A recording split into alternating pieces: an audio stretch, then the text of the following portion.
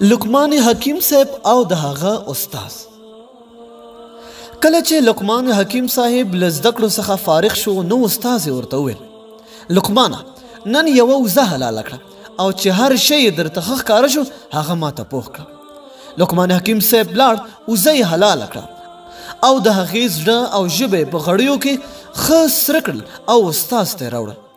استاد یې چې وڅکل نو ستاینه یې وکړه او لقمان حکیم ته یې وویل ته نیم کامیاب شو.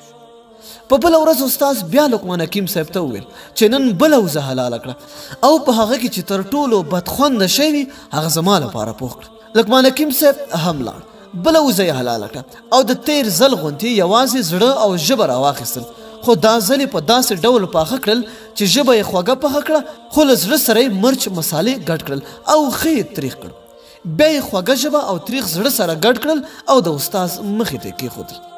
استاد یې چې څکه ترې وکړه خوند یې ور نه کړ او له لقمان یې وپوښتل لقمانه دا نن دې څه شی پاخه کړي دي؟ لقمان حکیم صاحب وویل استاده هماغه زړه او ژبه مې پاخه کړې ده خو سره موافق نه دي. استاد یې چې د شاګرد زیرکتیا ولیدله ورته یې وویل لقمانه ته نن پوره کامیاب شو. څومره پر ځای ټاکنه وه ژبه او زړه.